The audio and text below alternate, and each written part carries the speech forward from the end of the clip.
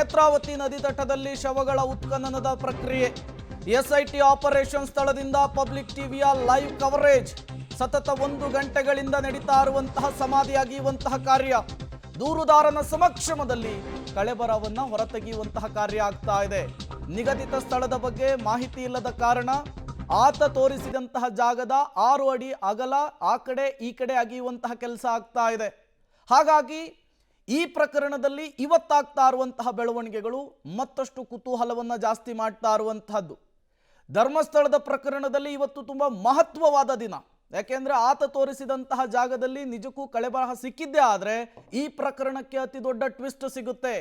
ಇಲ್ಲ ಯಾವುದೇ ಕಳೆಬರಹ ಸಿಗಲಿಲ್ಲ, ಅಸ್ಥಿಪಂಜರ ಸಿಗಲಿಲ್ಲ, ಯಾವುದೇ ಶವ ಸಿಗಲಿಲ್ಲ ಅಂದರೆ ಬಹುತೇಕ ಈ ಪ್ರಕರಣಕ್ಕೆ ಒಂದು ಕ್ಲಾರಿಟಿ ಕೂಡ ಸಿಗುವಂತಹ ಸಾಧ್ಯತೆ ಇದೆ.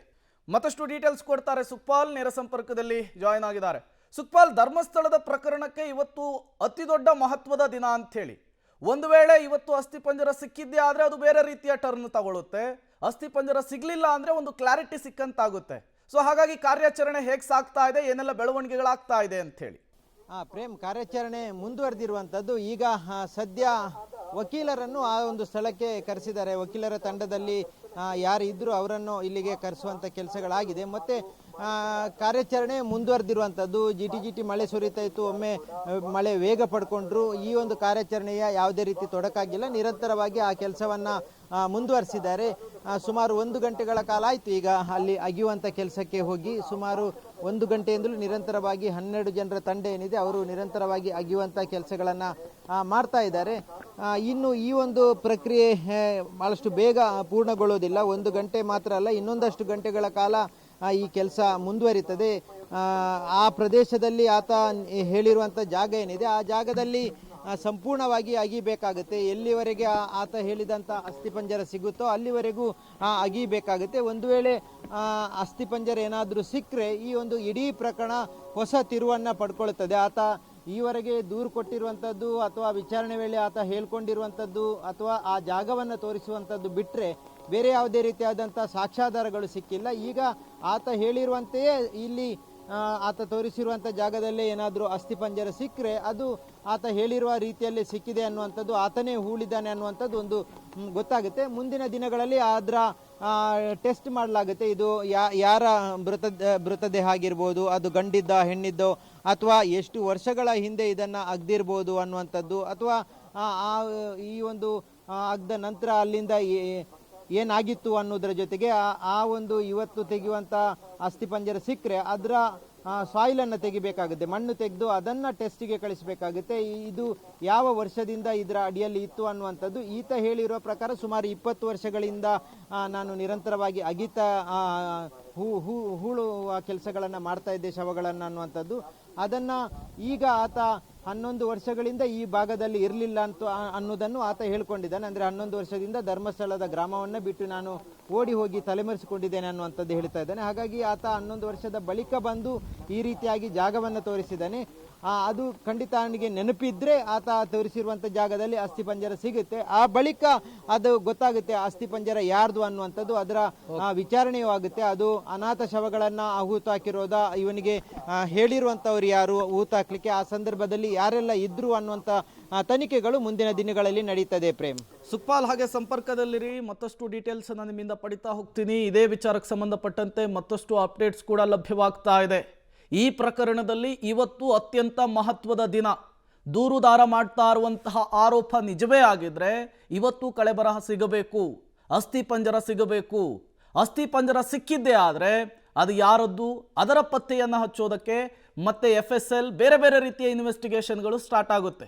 ಹಾಗಾಗಿ ಧರ್ಮಸ್ಥಳದ ಪ್ರಕರಣದ ವಿಚಾರದಲ್ಲಿ SIT ನಡೆಸ್ತಾ ಇರುವಂತಹ ಇನ್ವೆಸ್ಟಿಗೇಷನ್ನಲ್ಲಿ ಇವತ್ತು ತುಂಬ ಅಂದರೆ ತುಂಬ ಮುಖ್ಯವಾದಂತಹ ದಿನ. ಇವತ್ತು ಅಲ್ಲಾಗುವಂತಹ ಬೆಳವಣಿಗೆಗಳು, ಅಲ್ಲಿ ಸಿಗುವಂತಹ ಕುರುಹುಗಳು ತುಂಬಾ ಮುಖ್ಯವಾಗುತ್ತೆ. 100 ಶವಗಳನ್ನು ನಾನು ಹೂತಿಟ್ಟಿದ್ದೇನೆ ಅಂಥೇಳಿ ಅನಾಮಧೇಯ ವ್ಯಕ್ತಿಯೊಬ್ಬ ದೂರನ್ನು ಕೊಟ್ಟಿದ್ದ. ಆತನ ದೂರನ್ನು ಆಧರಿಸೇನೆ ಈಗ SIT ಇನ್ವೆಸ್ಟಿಗೇಷನ್ ಅನ್ನು ನಡೆಸ್ತಾ ಇದೆ. ನಿನ್ನೆ ಸ್ಥಳ ಮಹಜರನ್ನು ನಡೆಸಲಾಗಿತ್ತು. ಆತ ತೋರಿಸಿದಂತಹ ಜಾಗವನ್ನು SIT ಅಧಿಕಾರಿಗಳು ಗುರುತು ಮಾಡಿಕೊಂಡಿದ್ರು. ಇವತ್ತು ತಾಲೂಕು ದಂಡಾಧಿಕಾರಿಗಳ ಜೊತೆಗೆ, ವೈದ್ಯರ ಜೊತೆಗೆ, ಸಿಬ್ಬಂದಿಗಳ ಜೊತೆಗೆ ಹೋಗಿ ಆ ಜಾಗವನ್ನು ಅಗೆಯುವಂತಹ ಕೆಲಸ ಆಗ್ತಾ ಇದೆ. ಮತ್ತಷ್ಟು ಡೀಟೇಲ್ಸ್ ಅನ್ನು ಕೊಡ್ತಾರೆ ಸುಕ್ಪಾಲ್, ನೇರ ಸಂಪರ್ಕದಲ್ಲಿ ಜಾಯಿನ್ ಆಗಿದ್ದಾರೆ. ಸುಕ್ಪಾಲ್, ಇವತ್ತಿನ ಬೆಳವಣಿಗೆಗಳು ತುಂಬಾ ಕ್ರೂಷಿಯಲ್ ಆಗುತ್ತೆ, ತುಂಬಾ ಮುಖ್ಯವಾಗುತ್ತೆ. ಹಾಗಾಗಿ ಈಗ ಕಾರ್ಯಾಚರಣೆ ಹೇಗೆ ಸಾಗ್ತಾ ಇದೆ, ಮತ್ತೇನೆಲ್ಲ ಲೇಟೆಸ್ಟ್ ಅಪ್ಡೇಟ್ಸ್ಗಳಲ್ಲಿಂದ ಸಿಗ್ತಾ ಇದೆ ಅಂತ ಹೇಳಿ? ಪ್ರೇಮು, ಕಾರ್ಯಾಚರಣೆ ನಿರಂತರವಾಗಿ ಮುಂದುವರೆದಿರುವಂಥದ್ದು. ಅಲ್ಲಿ ಅಧಿಕಾರಿಗಳು, ಸಿಬ್ಬಂದಿಗಳು ಜೊತೆಗೆ ಆಗಿರುವಂಥ ಕೆಲಸ ಯಾರು ಮಾಡ್ತಿದ್ದಾರೆ ಅವರು ನಿರಂತರವಾಗಿ ಕೆಲಸ ಮಾಡ್ತಾ ಇರುವಂಥದ್ದು. ಮಳೆ ಬಂದರೂ ಯಾವುದೇ ರೀತಿಯಾದಂಥ ಕಾರ್ಯಾಚರಣೆಯನ್ನು ಸ್ಥಗಿತಗೊಳಿಸದೆ ನಿರಂತರವಾಗಿ ಮಾಡ್ತಾ ಇರುವಂಥದ್ದನ್ನು ನಾವು ದೃಶ್ಯದಲ್ಲಿ ಗಮನಿಸಬಹುದು. ಈ ಭಾಗದಲ್ಲಿ ಮೊದಲಿಗೆ ಆತ ಗುರುತಿಸಿರುವಂಥ ಇದು ಜಾಗ, ಹಾಗಾಗಿ ಮೊದಲಿಗೆ ಆರಂಭಗೊಂಡಿರುವಂಥದ್ದು ಇಲ್ಲಿಂದಲೇ. ಇನ್ನು ಉಳಿದಂಥ 7 ಸ್ಥಳಗಳನ್ನು ಆತ ತೋರಿಸಿದ್ದಾನೆ. ಅದೆಲ್ಲವೂ ಇರುವಂಥದ್ದು ಅರಣ್ಯ ಪ್ರದೇಶದ ಒಳಗೆ. ಆ ಸಂದರ್ಭದಲ್ಲಿ ಉತ್ಖನನ ಮಾಡುವಂಥದ್ದು ಯಾವುದೇ ಸಿಗುವಂಥ ಸಾಧ್ಯತೆಗಳಿಲ್ಲ. ಆದರೆ ಈಗ ಈ ಒಂದು ಸ್ಥಳದಲ್ಲಿ ಏನಿದೆ, ಆತ ಮೊದಲಿಗೆ ತೋರಿಸಿರುವಂಥ ಜಾಗ, ಅಲ್ಲಿ ಈಗ ಉತ್ಖನನ ಮಾಡುವಂಥ ಕೆಲಸಗಳು ನಡೀತಾ ಇರುವಂಥದ್ದು. ಆ ಸಂದರ್ಭದಲ್ಲಿ ಆರಂಭದಲ್ಲಿ ಯಾರೆಲ್ಲ ಅಧಿಕಾರಿಗಳು, ಸಿಬ್ಬಂದಿಗಳು ಆ ಸ್ಥಳಕ್ಕೆ ಹೋಗಿದ್ದಾರೆ ಅವರೆಲ್ಲರೂ ಅಲ್ಲೇ ಇರುವಂಥದ್ದು. ಮಳೆ ಬಂದಂಥ ಸಂದರ್ಭದಲ್ಲೂ ಕೊಡೆ ಹಿಡಿದು ಅಧಿಕಾರಿಗಳು ಅಲ್ಲೇ ನಿಂತಿರುವಂಥದ್ದು. ಅಲ್ಲಿ ಬಹಳಷ್ಟು ಗಿಡಗಂಟೆಗಳಿರುವಂಥ ಕಾರಣಕ್ಕಾಗಿ ಅದರ ಕೆಳಗಿನ ಭಾಗದಲ್ಲಿ ಈ ಒಂದು ಉತ್ಖನನ ಮಾಡುವಂಥ ಕೆಲಸ ಆಗ್ತಾ ಇದೆ. ಸುಮಾರು ಆತ ತೋರಿಸಿರುವಂಥ ಜಾಗದ ಉದ್ದಗಲಕ್ಕೂ ಅಗಿಯುವಂಥ ಕೆಲಸಗಳಾಗ್ತಾ ಇದೆ. ಹಾಗಾಗಿ ಒಬ್ಬ ಮನುಷ್ಯನನ್ನು ಹೂತಾಕುದಿದ್ರೆ ಸುಮಾರು 5 ಅಡಿ ಉದ್ದಕ್ಕೆ ಅಥವಾ ಅಗಲಕ್ಕೆ ಒಂದು 5 ಅಡಿಗೆ ಮಾಡಿರ್ತಾರೆ. ಆದರೆ ಈ ಸ್ಪಷ್ಟವಾಗಿ ಆತನಿಗೆ ಗೊತ್ತಿಲ್ಲದಂಥ ಕಾರಣಕ್ಕಾಗಿ ಅದನ್ನು ಆ ಭಾಗದಲ್ಲಿ ಹೆಚ್ಚಿನ ಪ್ರದೇಶವನ್ನು ಅಗಿಯುವಂಥ ಕೆಲಸಗಳಾಗ್ತಾ ಇದೆ. ಆತ ಹೇಳಿರುವಂಥ ಸ್ಥಳದಲ್ಲೇ ಹೆಚ್ಚಿನ ಉದ್ದ ಅಗಲದಲ್ಲಿ ಅದನ್ನು ತೆಗೆಯುವಂಥ ಕೆಲಸ ನಡೀತಾ ಇರುವಂಥದ್ದು. ಅದು ನಿರಂತರವಾಗಿ ಸಾಗಿದೆ. ಸುಮಾರು 1 ಗಂಟೆಯಿಂದ ಈ ರೀತಿಯಾದಂಥ ಅಗಿಯುವ ಕೆಲಸ ಆಗ್ತದೆ. ಇನ್ನೊಂದಷ್ಟು ಗಂಟೆಗಳ ಕಾಲವು ಮತ್ತೆ ಮುಂದುವರಿಯುವಂಥ ಸಾಧ್ಯತೆ ಇದೆ. ಇದರಲ್ಲಿ ಪ್ರಮುಖವಾಗಿ ಈ ಒಂದು ಅಗಿಯುವಂಥ ಸಂದರ್ಭದಲ್ಲಿ ಅಸ್ಥಿಪಂಜರಗಳೇನಾದರೂ ಸಿಕ್ಕಿದ್ರೆ ಆಗ ಈ ವಿಚಾರ ಬಹಳಷ್ಟು ಗಂಭೀರತೆಯನ್ನು ಪಡ್ಕೊಳ್ತದೆ. ಇಷ್ಟರವರೆಗೆ ಅದು ಇದೆಯಾ ಇಲ್ವಾ ಅನ್ನುವಂಥ ಅನುಮಾನಗಳು, ಮಾತುಗಳೆಲ್ಲ ಇರುವಂಥದ್ದು. ಆತನಿಗೆ ಒಬ್ಬನಿಗೆ ಮಾತ್ರ ಗೊತ್ತಿರುವಂಥದ್ದು, ಜೊತೆಗೆ ಆತ ಮಾತ್ರ ಹೇಳಿರುವಂಥದ್ದು ಈ ಭಾಗದಲ್ಲಿ ಊತಾಕಿದ್ದೇನೆ ಅನ್ನುವಂಥದ್ದು. ಮುಂದೆ ಅದು ಅಸ್ಥಿಪಂಜರ ಸಿಕ್ಕಂಥ ಸಂದರ್ಭದಲ್ಲಿ ಅದು ಯಾರ ಅಸ್ಥಿಪಂಜರ ಅನ್ನುವಂಥದ್ದು ತನಿಖೆ ಆಗಬೇಕಾಗುತ್ತೆ. ಅದು ಟೆಸ್ಟ್ಗಳ ಮೂಲಕ ಗೊತ್ತಾಗುತ್ತೆ. FSLಗೆ ಅದನ್ನು ಕಳಿಸ್ತಾರೆ. ಆ ಬಳಿಕ ಅದು ಗಂಡಿದ್ದ ಹೆಣ್ಣುದ್ದ ಅನ್ನುವಂಥದ್ದು ಮೊದಲ ಈಗ ತೆಗೆದಿರುವಂಥ ಅಸ್ಥಿಪಂಜರ ಸಿಕ್ಕರೆ ಅದರಲ್ಲಿ ಗೊತ್ತಾಗುತ್ತೆ. ಆ ಬಳಿಕ ಅದರ FSL ವರದಿ ಬಂದ ನಂತರ, ಇಲ್ಲಿನ ಸಾಯಿಲ್ ಟೆಸ್ಟ್ ಆದ ನಂತರ ಅದೇ ಯಾರಾದರೂ ಕ್ಲೈಮ್ ಮಾಡಿದರೆ ಆ ಸಂದರ್ಭದಲ್ಲಿ DNA ಟೆಸ್ಟ್ ಮಾಡುವಂಥ ಸಾಧ್ಯತೆ ಇರುವಂಥದ್ದು. ಜೊತೆಗೆ ಅದು ಯಾರು ಹೂತಾಕಿದ್ದಾರೆ, ಅವನಿಗೆ ಯಾರು ಹೇಳಿದ್ದಾರೆ ಅನ್ನೋದ್ರ ಬಗ್ಗೆನೂ ಮತ್ತೆ ತನಿಖೆ ಮುಂದುವರಿಯುವಂಥದ್ದು. ಪ್ರೇಮ್, ಓಕೆ ಸುಕ್ಪಾಲ್, ಹಾಗೆ ಸಂಪರ್ಕದಲ್ಲಿರಿ, ಮತ್ತಷ್ಟು ಡೀಟೇಲ್ಸ್ ನಿಮ್ಮಿಂದ ಪಡಿತೀನಿ. ಪ್ರಮುಖ ಘಟ್ಟದತ್ತ ಈಗ ಧರ್ಮಸ್ಥಳದ ಪ್ರಕರಣ ತಲುಪಿರುವಂಥದ್ದು. ಒಂದು ವೇಳೆ ಆತ ತೋರಿಸಿದಂತಹ ಜಾಗದಲ್ಲಿ ಅಸ್ಥಿಪಂಜರ ಸಿಕ್ಕಿದ್ದೇ ಆದರೆ ಈ ಪ್ರಕರಣ ಮತ್ತೊಂದು ಆಯಾಮವನ್ನು ತೆಗೆದುಕೊಳ್ಳುತ್ತೆ.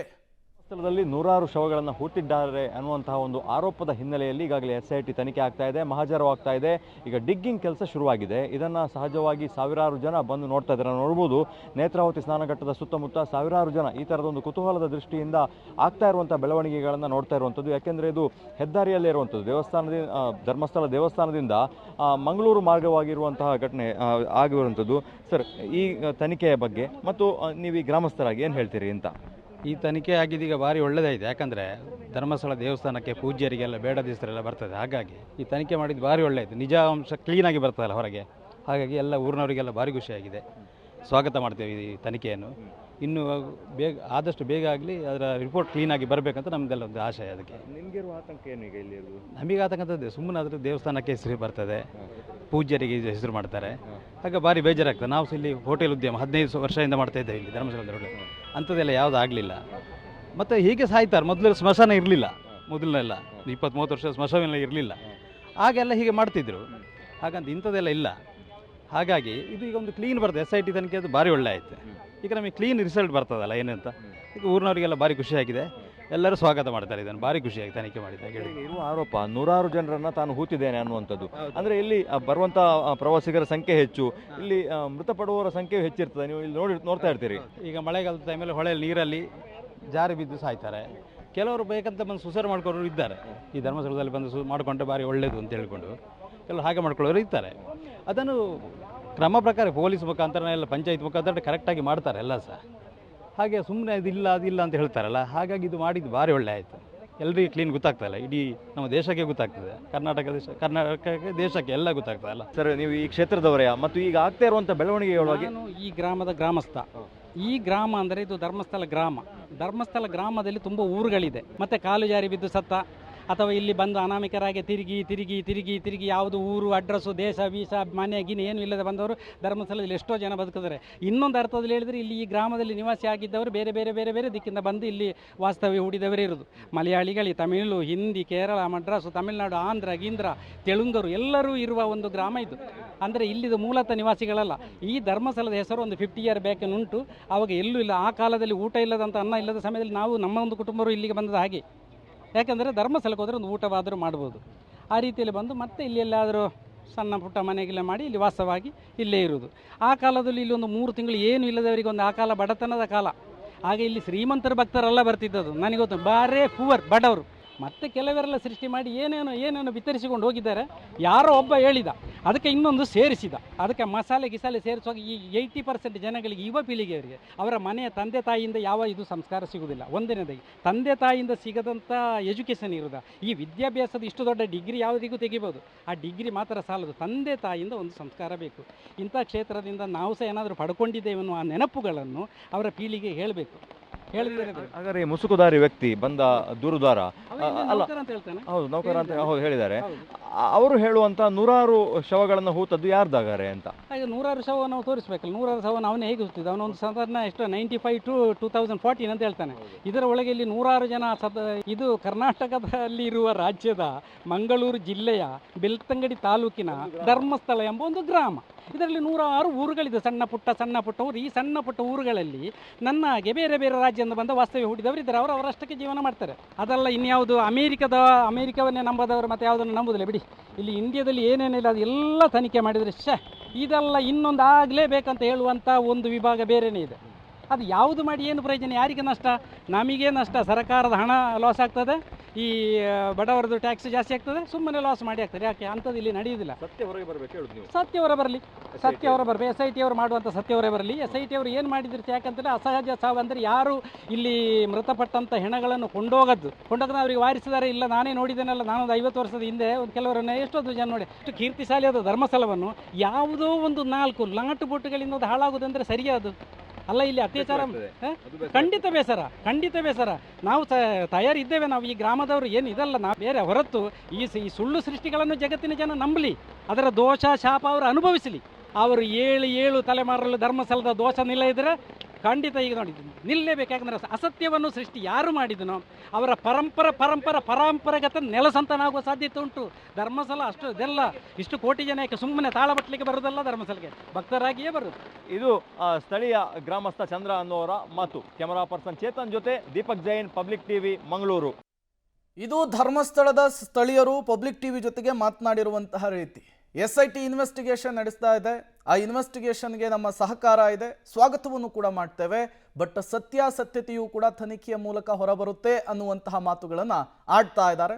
ಈಗ ಈ ಭೂಮಿ ಅಗೆಯುವಂತಹ ಕೆಲಸ ಕೂಡ ಆಗ್ತಾ ಇದೆ, ಉತ್ಖನನದ ಪ್ರಕ್ರಿಯೆ ಕೂಡ ಚುರುಕಾಗ್ತಾ ಇದೆ. ಏನೆಲ್ಲ ಬೆಳವಣಿಗೆಗಳಾಗುತ್ತೆ ಅನ್ನೋದರ ಇಂಚಿಂಚು ಅಪ್ಡೇಟ್ಸನ್ನು ನಿಮ್ಮ ಮುಂದೆ ಇಡ್ತಾ ಹೋಗ್ತೀವಿ.